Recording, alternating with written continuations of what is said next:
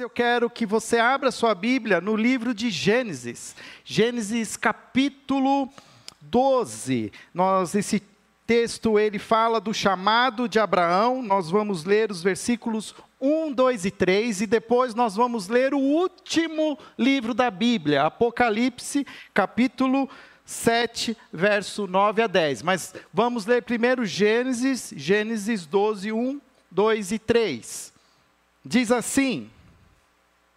A minha versão é a NVT, Nova Versão Transformadora. Se tiver alguma mudança no texto, tem a ver com esta versão. Diz assim: o Senhor tinha dito a Abraão: deixe sua terra natal, seus parentes e a família de seu pai, e vá à terra que eu lhe mostrarei. Farei de você uma grande nação, e o abençoarei, e o tornarei famoso, e você será uma bênção para os outros. Abençoarei os que o abençoarem, e amaldiçoarei os que o amaldiçoarem.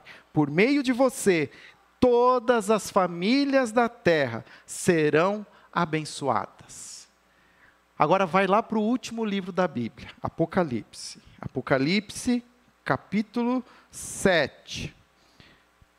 Nós vamos ler do verso 9 ao verso 10. Lemos o primeiro livro da Bíblia, estamos lendo o último livro da Bíblia.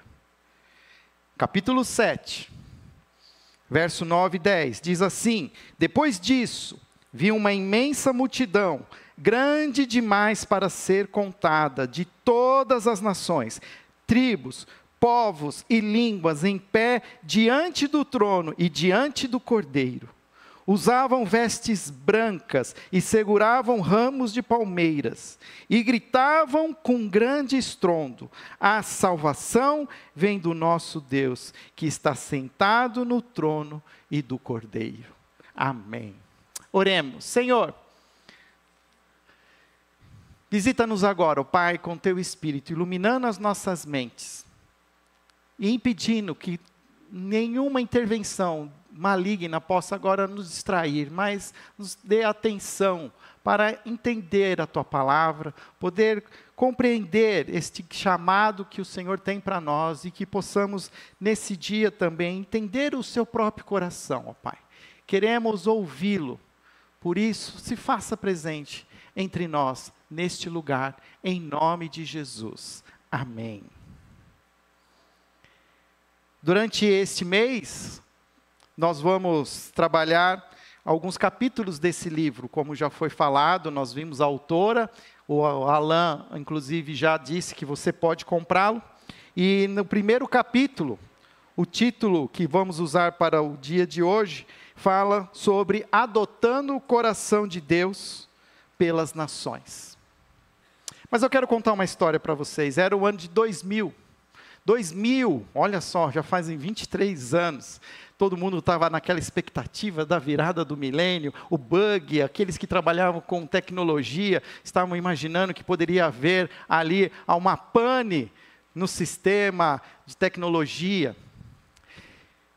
Mas um grupo de jovens paulistanos teve a oportunidade de fazer uma visita a uma aldeia indígena, Yanomami, numa aldeia chamada Mucajaí, a algumas centenas de quilômetros de Boa Vista, em Roraima. E eu tive o privilégio de fazer parte desse grupo de jovens. Na verdade, eu era o líder dos jovens. E eu não tinha interesse em ir nessa viagem, mas aí um dia o organizador falou assim: Fábio, você precisa ir nessa viagem. Por que eu preciso? Porque você é o líder dos jovens. Como é que você pode enviar os jovens para conhecer a realidade, uma outra cultura de um campo missionário e você não vai junto? Mas eu não tenho recursos. Ele falou assim: mas busque os recursos. E eu fui pedir então para algumas pessoas conseguir, naquela época lá, as milhas necessárias da Varing e consegui chegar junto com estes jovens. E a gente usou aqueles aviões de um outro ministério chamado Asas do Socorro, que tem alguns pequenos aviões Cessna que descem no meio da selva, e a gente desceu ali no meio da selva. Olha, não é difícil descer na selva, o problema é subir depois na selva. Porque para descer, A gente sabe que a lei da gravidade ajuda, mas o subir depois, gente, vai chegando aquelas árvores e você continua ali no chão, na grama, e vai de repente o avião sobe de uma vez assim, batendo quase que as rodinhas nas árvores, nas copas da floresta. Mas foi uma experiência única. Se Deus permitir, gostaria de repetir essa experiência. E nesse lugar, foi muito confrontador para a minha vida. Conheci uma realidade que não conhecia, conheci uma cultura dentro do nosso próprio país. Os missionários que estavam ali, em 2000, já estavam trabalhando nessa aldeia há mais de 20 anos, ou seja, pelo menos essa aldeia, ela já tem a oportunidade de ouvir a palavra de Jesus já há 50 anos. O próprio missionário que nos fez o convite continua hoje como presidente da MEVA, dessa missão evangélica para a Amazônia, e ele mora em Boa Vista e é o diretor-geral, e a igreja que eu frequentava em São Paulo continua sustentando o seu ministério. Esse missionário, ele estava na faculdade de medicina, e Deus confrontou o seu coração, e ele largou a faculdade de medicina e foi para o Instituto Bíblico Palavra da Vida, se tornou missionário, e Deus o chamou, e ele está então há quase, agora já vai completar 55 anos, com um trabalho entre os indígenas. E nós tivemos a oportunidade de ver ali um pouco da cultura daqueles índios. Você vê algumas fotos, eu tentei buscar ali o que eu tinha, na época não era assim, as fotos não eram como as de hoje, você precisa ir buscar uns albinhos de foto, escanear, mas isso era um momento em que os homens índios estavam mostrando a sua pontaria com arco e flecha. O missionário encheu algumas bexigas e punha longe, e eles realmente eram exímios arqueiros, e é interessante que desde criança eles vão ganhando um arquinho, então o arco vai aumentando conforme vai aumentando o tamanho da criança, mas um detalhe, só os homens podem usar arco e flecha. Nós estávamos com algumas meninas, algumas garotas que estavam com a gente, e elas queriam também atirar de arco e flecha, mas não deixaram, porque há um costume e uma crença entre os Yanomamis que se a mulher pegar no arco, ela vai tornar o arco defeituoso, vai perder a pontaria do arco. Você acha que machismo só existe entre os ocidentais? O machismo é um pecado tão forte que está arraigado ao coração da humanidade. Aí o missionário ainda fez lá, contornou e disse assim, olha, mas essa crença funciona com mulheres indígenas. A mulher branca pode usar o arco que não vai ter problema. E eles acabaram aceitando, e as meninas conseguiram brincar um pouquinho de arco e flecha. E nós tivemos a oportunidade de vê-los ali, como eles comem, então é muito baseado ali no biju, que é essa farinha de mandioca, que eles vão ali selando ela no fogo até que eles colocam grandes pedaços como se fosse pizzas no telhado, ali naqueles telhados de sapê, e deixam ali secar. E basicamente esse é o alimento do indígena, a não ser que ele consiga uma caça e ele vai buscar alguma coisa. Gente, não existe esse senso ecológico entre os indígenas, eles consomem o que passar na frente deles, desde os pequenininhos, com aqueles arquinhos, eles vão matando os grilinhos, os sapinhos, as araras, os papagaios, os macacos, e você fica horrorizado. Nós saímos para caçar uma anta um dia à noite, porque eles queriam que o missionário fosse junto, o missionário tinha a espingarda, e foi uma experiência também única, caçar essa anta. Um dia eu posso contar essa história. Eu tinha até a foto da anta, mas eu achei que para o horário não ia ser conveniente. Mas a realidade deles também não é uma realidade muito fácil. Eles vivem numa condição muito de pobreza, realmente. Isso é dentro de uma maloca. Eles são malocas coletivas, e você vê a cor escura, é por causa da fuligem. Eles acendem fogueira dentro da maloca, e ela estava ali tecendo uma nova rede. Mas ali eu fui extremamente impactado pela realidade, por uma cultura tão diferente dentro do nosso país. E também aprendemos ali um pouco sobre a identidade deles. As pinturas que eles promovem são pinturas individuais, cada um tem a sua própria pintura, e fizeram uma pintura em mim. Olha só que bonito que eu fiquei. Né? Essa é a minha identidade. Olha só como eu era bonitinho com 20 e poucos anos. Gente, a idade passa para todo mundo. Mas eu voltei daquela aldeia com meu coração muito incomodado. Eu já era formado em arquitetura, trabalhava, havia me casado. Tinha sido a minha primeira viagem, inclusive, sem a Dani, a minha primeira viagem depois de casado. E eu voltei para casa e eu compartilhei com a Dani. Dani, sabe aquilo que Deus colocou no meu coração, que disse que um dia Ele me chamaria para servir no ministério? Eu acho que eu preciso ir atrás desse chamado. Ver aquele missionário que naquele momento estava entregando 20 anos da vida dele para alcançar o povo Yanomami, foi para mim muito impactante, porque apesar dos resultados serem mínimos, serem pequenos, havia ali um alvo eterno. Havia uma busca por consolidar algo que trouxesse eternidade para aqueles indígenas. E eu, no meu escritório, continuava fazendo meus desenhos para Coab, CDHU, e não passava do projeto executivo. Sempre se corrigia. Eu tinha uma raiva quando eu tinha que ir lá na Avenida 9 de Julho, na sede CDHU, porque eu sabia que eles iam corrigir todo o trabalho e mandar refazer. E aquilo não saía do papel. E eu cheguei para a Dani e falei assim, eu não quero mais trabalhar com papel. Eu preciso dedicar parte da minha vida para algo que gere eternidade. Fui conversar com os pastores da igreja que eu era membro e me inscrevi então na Faculdade Teológica Batista de São Paulo. Então, no ano seguinte, em 2001, eu fui para a faculdade começar a estudar teologia. Essa é a minha história, não é a sua história. Essa é uma experiência que eu tive que me ajudou a entender e a me sensibilizar com o próprio coração de Deus. Muitas vezes nós estamos tão ocupados com o nosso próprio mundinho, que nós não sabemos quão grande é esse planeta e quantas diversidade de pessoas que são carentes e necessitadas do Evangelho de Jesus. E você pode estar pensando assim hoje, essa não é a minha praia, eu vim aqui hoje porque vai ter a ceia, mas depois eu não vou vir mais nenhum domingo aqui, porque esse assunto não me interessa. Ou você pode estar falando também, bom para eles, que bom que tem algum missionário que está dedicando 50 anos da vida dele para os índios Yanomamis, mas eu defendo outra causa.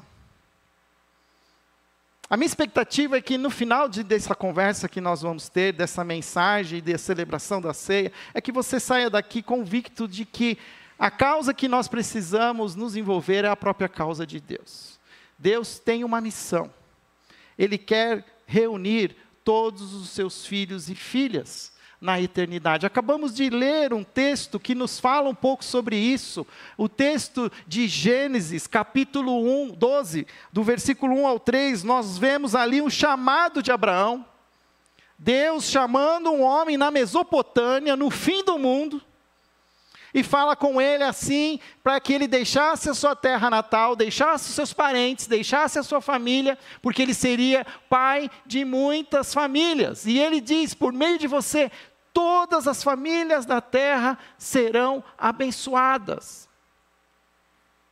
Deus, desde o início, tinha um plano de alcançar todas as famílias, todas as pessoas, todas as nações. E fez esse chamado através de Abraão. E quando nós vamos para o final da Bíblia, em Apocalipse, capítulo 5, nós começamos a ter a revelação dos últimos dias, onde há uma revelação escrita pelo apóstolo João, em que ele vê pessoas que foram compradas pelo sangue de Jesus na cruz, pessoas de toda tribo, língua, povo, nação. Como é que nós podemos nos acomodar às nossas realidades, sendo que ainda existem tantas pessoas que não conhecem a Jesus? Nós somos privilegiados porque nós vivemos num país praticamente cristão. É uma minoria os que não conhecem o Evangelho, mas pasmem, ainda existem no próprio Brasil povos não alcançados. Pastor Manuel, hoje pela manhã, nos citou alguns desses povos. O próprio povo ribeirinho, que nós estamos vendo ali nas margens dos rios da Amazônia, sofrendo com essa seca, nunca antes vista.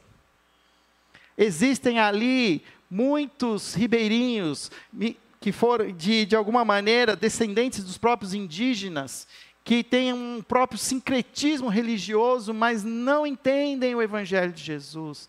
O que falar, inclusive, de um povo que vive entre nós e na nossa cidade, eles estão aqui, os ciganos. Esses dias até apareceu na televisão um episódio de dois pai e filho que promoveram um golpe, um desfalque, e os ciganos todos apareceram assim, né, na frente da delegacia em São Paulo. E a gente não imagina a quantidade desse povo entre nós. Hoje existe um novo segmento na nossa sociedade de povo não alcançado, são jovens seculares, jovens que já nasceram em lares que não existem mais uma influência judaico-cristã e que eles já estão ocupando inclusive posições de liderança no ambiente corporativo, no ambiente acadêmico, e eles se declaram totalmente sem nenhuma religião. Que contraste nós vivemos. É possível que você, para o caminho da sua casa, você passe por dezenas de igrejas, até chegar na sua casa hoje. Mas ainda existem pessoas que não conhecem a Jesus.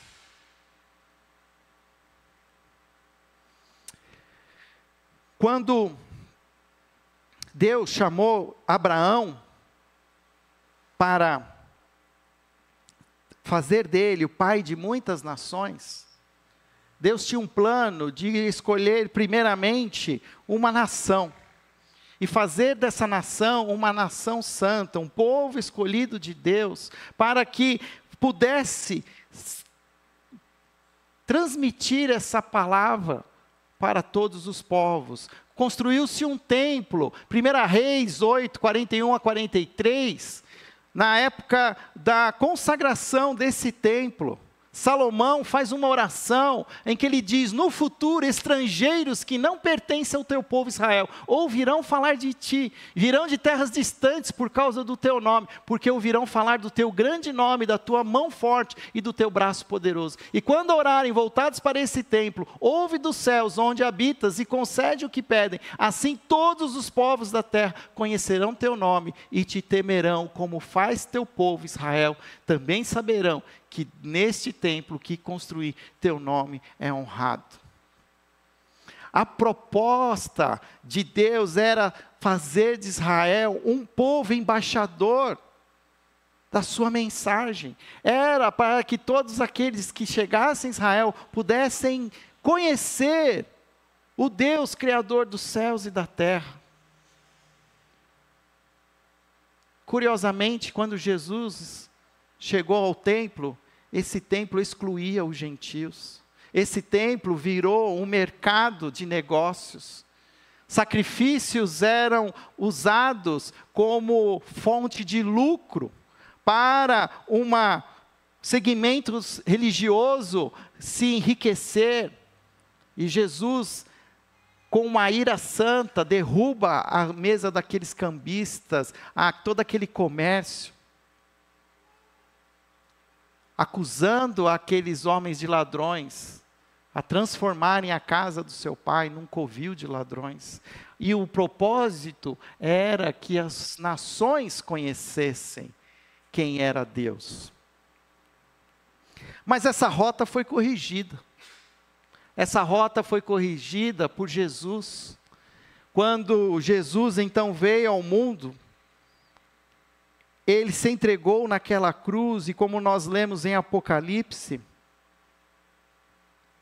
Jesus derramou o seu sangue para comprar e salvar todo o povo, toda a língua, toda a nação. E no Atos, capítulo 1, no verso 8, Jesus ali ainda é palavras de Jesus aos seus discípulos: vocês receberão poder quando o Espírito Santo descer sobre vocês, e serão minhas testemunhas em toda parte, em Jerusalém, em toda a Judéia, em Samaria e nos lugares mais distantes da terra. Hoje pela manhã o pastor Manuel nos trouxe uma reflexão, nos lembrando que os lugares mais distantes da terra é onde nós estamos. Se pensar que o Evangelho nasceu na Palestina, o centro do mundo era a Palestina, o centro do mundo era Jerusalém, olha onde esse Evangelho chegou. O legado chegou até nós, e o que nós estamos fazendo? Paramos aqui. Quais são os outros lugares distantes da terra em que nós ainda precisamos cooperar para que esse Evangelho chegue? Percebe que, de início, começou ali no templo em Jerusalém. Era um movimento no Velho Testamento, um movimento concêntrico. Todos tinham que ir para Jerusalém para conhecer quem era Deus. Havia exceções. A história mostra várias vezes exceções. Quando, por exemplo, nós vemos a história de Daniel na Babilônia. Daniel nunca voltou para Jerusalém. Mas mesmo na Babilônia, ele não permitiu que tirassem dele o seu Deus, e ele foi luz na Babilônia. Esther foi luz na Pérsia, foi usada por Deus para salvar o seu povo. E outros mais são personagens da história que nós vamos, o próprio Jonas, o profeta Jonas, que Deus tira de Jerusalém e envia para Nínive, para que ele fale que os pecados daquela cidade chegaram até os céus. O fato é que agora nós estamos vivendo um movimento agora de diáspora, de Jerusalém para o mundo. O movimento no Novo Testamento nunca foi um movimento de venham até a mim, mas é um movimento de vão e façam discípulos, saiam das suas zonas de conforto, saiam dos seus ambientes de proteção, se exponham, andem, vivam, vão para onde as oportunidades derem a vocês, têm oportunidade de se tornarem os melhores profissionais e vão viajar o mundo, viajem, vão estudar nas melhores academias do mundo, estudem, vão fazer pesquisas e vão viver em ambientes diferentes, vão. Mas lembre-se, vocês são a luz do mundo. Não escondam a luz de vocês. Nem todos vocês vão ter uma experiência de Deus chamando vocês para largarem tudo, largarem uma faculdade de medicina, deixarem um emprego na área da engenharia civil para servir integralmente ao ministério. Isso será o chamado de alguns, mas há um chamado para que todos reflitam esse Evangelho em seus ambientes, nas suas rotinas domésticas, nos seus ambientes corporativos, nos ambientes acadêmicos. Há uma frase que a Jean-Marie escreve no seu livro que diz assim: quanto mais experimentamos o coração de Deus, que anseia ver pessoas de todas as nações reconciliadas com Ele, mais se abrirão os nossos olhos para entender seu coração pelo mundo. Se você não está entendendo aquilo que acontece no mundo hoje, é porque você não está entendendo o coração de Deus. Deus só tem um plano: trazer os seus filhos e suas filhas para a eternidade. E tudo que está acontecendo converge para esse plano. E se nós queremos experimentar esse coração de Deus e ver essas pessoas de todas as nações reconciliadas, nós precisamos caminhar com Deus, seguir o próprio Cristo. Nós fizemos aqui uma oferta para o Miguel Zuger, para esse conflito que está acontecendo no Oriente Médio. E nós somos gratos por cada oferta que vocês deram. Nós arrecadamos e ainda tem gente ainda ofertando, em torno de 12 mil reais. O nosso contador até falou, olha, envie essas ofertas parceladas para não criar nenhuma situação com a Receita Federal, porque vocês estão repassando dinheiro para uma pessoa física. Mas o fato é que a gente recebeu um áudio do Miguel, agradecendo a generosidade da igreja. Pessoas que estavam com sede física começaram a receber água. E sabe o que elas falaram para o Miguel? Eu quero conhecer esse Deus que está me dando água para beber. Nós não temos ideia do que Deus está fazendo no mundo. Às vezes nós olhamos pelo lado apenas da tragédia, do caos, mas é exatamente em ambientes onde não existe esperança. Deus tem se manifestado através do seu povo. Através de galões de água que cristãos no Brasil arrecadam dinheiro e fazem com que cheguem até as gargantas mais secas do Oriente Médio. Deus está fazendo um movimento. Há muçulmanos que estão sonhando com Jesus. E eles estão perguntando para as pessoas, você é cristão? Você conhece Jesus? Eu sonhei com esse Jesus. Quem é esse Jesus? Me diga quem é Jesus. Deus continua promovendo o seu plano de alcançar todos os homens e todas as mulheres para estar com Ele a eternidade. E você talvez esteja pensando agora, não consigo me ver indo para um outro país nesse momento, então creio que não tem muito que eu possa fazer. Tem muito que você pode fazer. O próprio livro, eu trouxe aqui algumas das práticas que sugestões que ela dá para que a gente entenda esse coração global de Deus. Deus tem mudado a história, tem transformado o mundo num mundo global. E nós podemos nos tornar mobilizadores visionários, podemos começar a perceber esses movimentos e começarmos a articular, começar a ver quem pode, quem tem, e quem pode levar, quem pode pagar. Podemos nos tornar verdadeiros doadores extravagantes. Eu vejo muitas pessoas hoje que gastam seu dinheiro de maneira extravagante, e amém, que bom, mas eu nunca vejo ninguém fazendo um financiamento ou fazendo um boleto para bancar um movimento missionário. E Deus vai cobrar isso de nós, a igreja brasileira. Deus vai cobrar o que nós fizemos com os talentos que nos foram dados. E não adianta dizer que você ficou com medo e guardou e enterrou esse talento, porque a gente sabe o que acontece nessa história. Mas nós precisamos expor isso, investir, precisamos nos tornar pessoas de oração apaixonadas. Quanto da nossa agenda nós colocamos a igreja perseguida, colocamos movimentos missionários? Quantas vezes nessa semana eu estou lembrando dos nossos missionários, da própria família do Hernan, do Milton Sanches, o próprio pastor Manuel que esteve aqui, da casa de oração no Jardim Tatinga, com a pastora Solange, aqui no quintal da nossa casa em Campinas.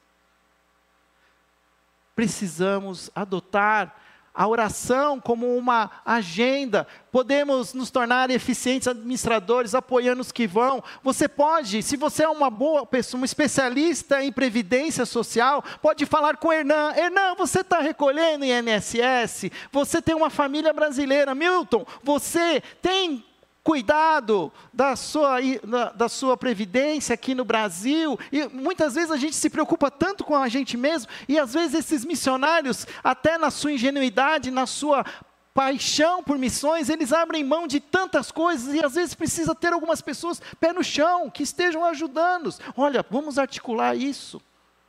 Você já pensou o que vai acontecer quando você chegar até uma certa idade? Porque falam que missionário e pastor não se aposenta, morre.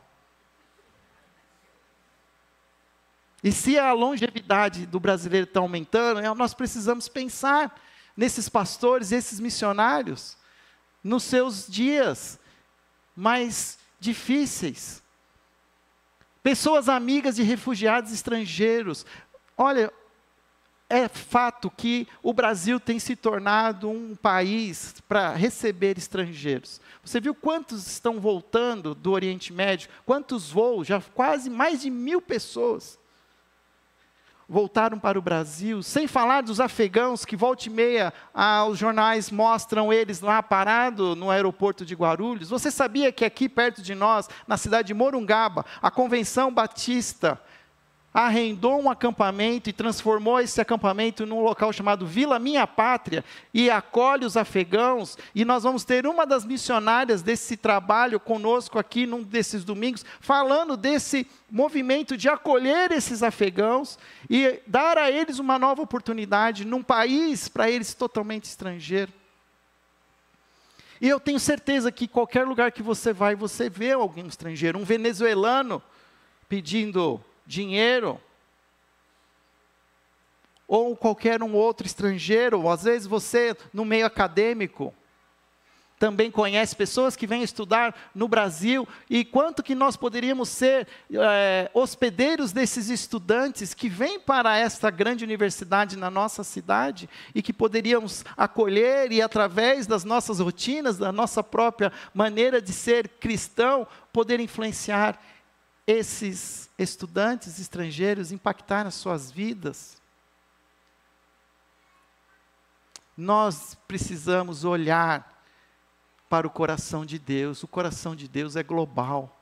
O coração de Deus quer alcançar todas as pessoas. Eu tenho um desafio para você, nessa noite e essa semana, que você faça uma amizade internacional. Uma amizade internacional, sem precisar sair do Brasil. E uma dica que a Jean-Marie falou lá, ela já deixou ali um spoiler. E eu vou aqui ensinar você como você pode ter uma amizade internacional esta semana. Visite um restaurante de outro país. Um restaurante que foi montado por alguém que não é brasileiro. Pode ser um restaurante peruano, um restaurante chinês. Aqui na rua de trás, que tem um restaurante chinês. Esses dias eu almocei lá e o dono é chinês mesmo. Você vê toda aquelas bugiganga chinesa na mesa dele. E existe, você deve conhecer algum outro lugar que vende algum prato típico, grego, japonês, chinês. Mas como é que você vai fazer uma amizade? Você vai nesse restaurante, você vai falar, eu vim aqui conhecer a comida do seu país. Qual é a comida mais gostosa? Compra a comida dele. Se interesse pela comida dele. Pergunte por que eles comem isso. Pergunte por que ele está aqui no Brasil. Pergunte como ele se sente aqui no Brasil. Se ele tem saudade, comece a criar uma amizade.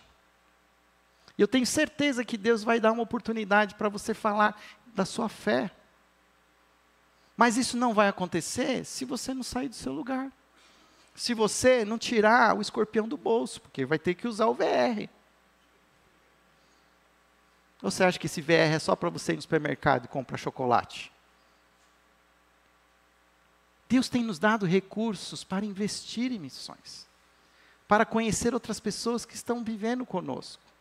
Convivendo conosco. Eu quero fazer um outro desafio para você. Cadê o seu celular? Mostra ele para mim aqui. Isso. Você sabe ativar o alarme? Então você vai pôr um alarme no seu celular.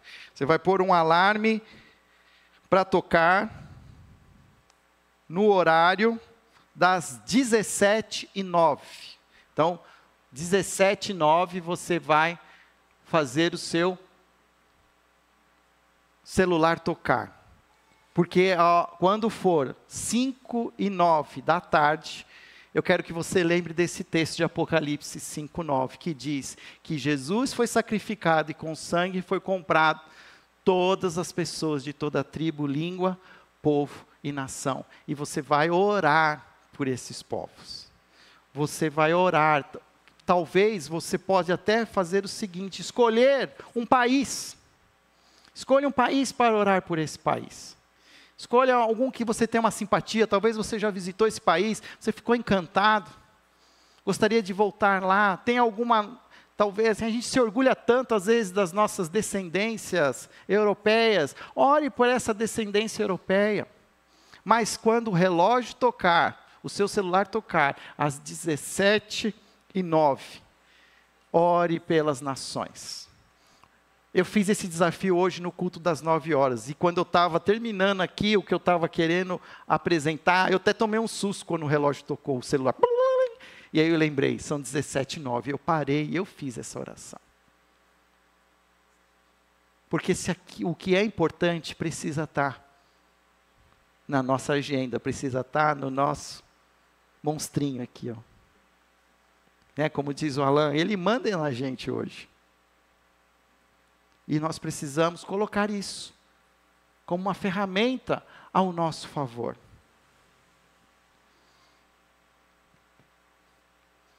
Eu escolhi uma oração que está no fim do capítulo 1 desse livro, e essa oração, se você quiser, você pode até tirar uma foto.